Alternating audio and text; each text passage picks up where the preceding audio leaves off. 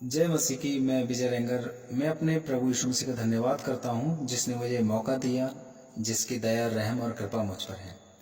मैं आयत की एक सच्चाई, एक सवाल आप लोगों के बीच में लेकर आया हूँ। कुछ समय पहले मैंने ये सवाल को परमेश्वर के लोगों से पूछा, लेकिन मुझे इसका सही जवाब नहीं मिला, मुझे सेटिस्फेक्शन नहीं हुआ। लेकिन मैं अपने परमेश्वर को धन्यवाद देता हूँ जिसकी कृपा मुझ पर है।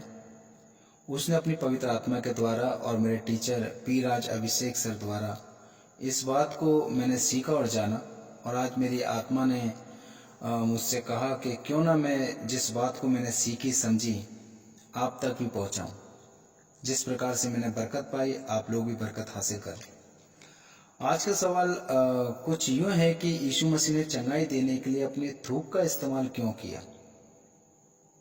सवाल ये है कि यीशु मसीह ने चंगाई देने के लिए अपने थूक का इस्तेमाल क्यों किया।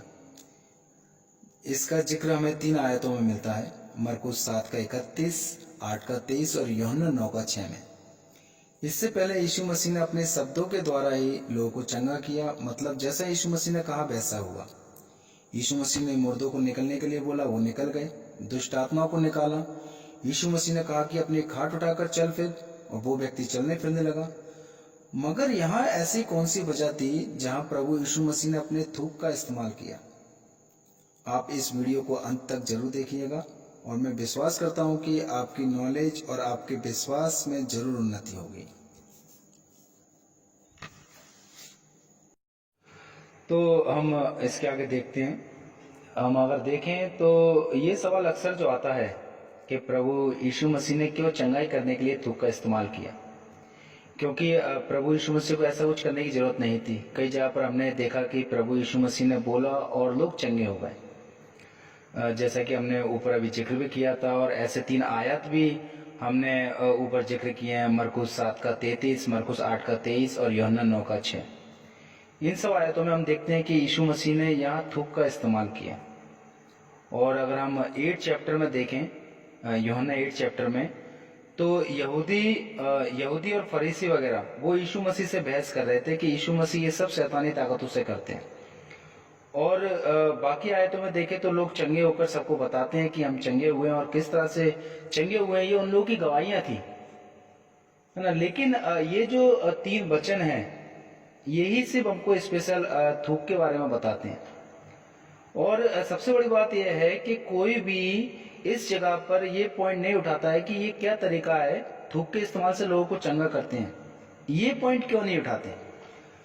अब यीशु मसीह ने ना सिर्फ व्यवस्था को पूरा किया है, बल्कि यहूदी जो कि ट्रेडिशन को भी एकदम व्यवस्था की तरह मानते थे, उसको भी साबित किया है।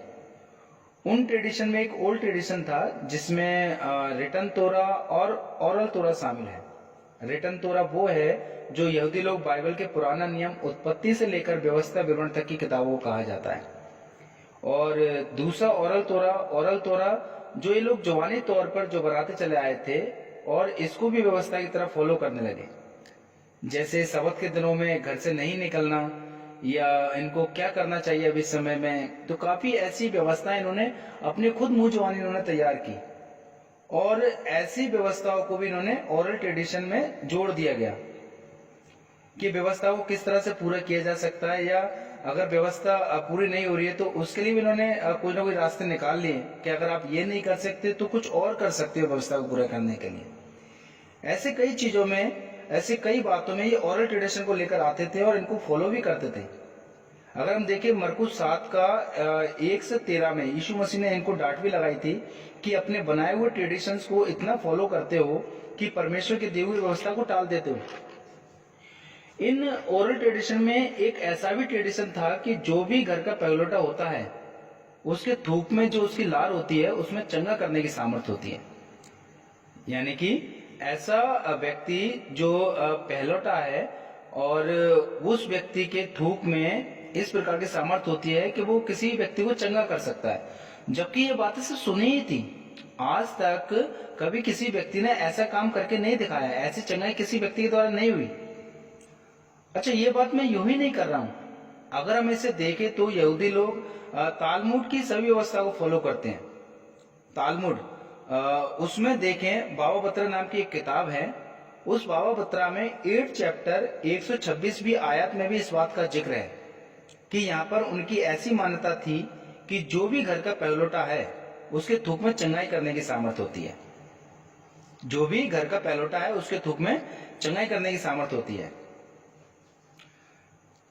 जहां ये लोग यीशु मसीह से बहस कर रहे थे और यीशु मसीह लगातार अपने आप को खुदा का बेटा कह रहे थे, तो उनके सामने भी इस बात को साबित किया कि यीशु मसीह वो पहलोटे हैं और जो परमेश्वर में से जन्मे हैं, जो परमेश्वर के पहलोटे पुत्र हैं, उनमें यीशु मसीह पहलोटे हैं। इस बात को भी ये साबित कर रहे हैं।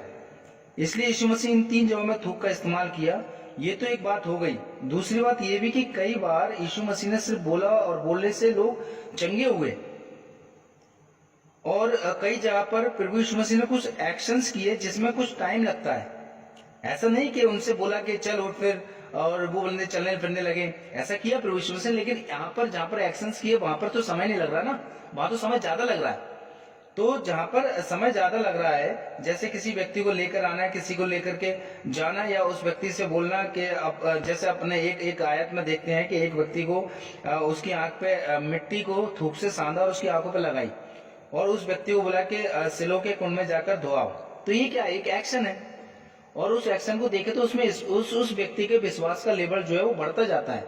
यहाँ जो ये कर रहे हैं यीशु मसीह, और उस व्यक्ति जिसके साथ कर रहे हैं, तो उस व्यक्ति को ये विश्वास होता है कि इन सब एक्शन से मैं चंगा हो रहा हूं।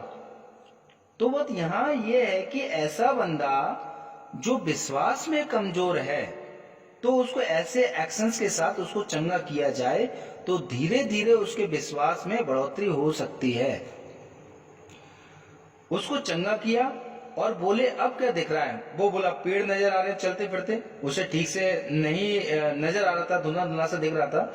तो उस बंदे के विश्वास का लेवल इतना बड़ा नहीं था कि उससे बोलो कि देख चल और वो देखने लग जाए।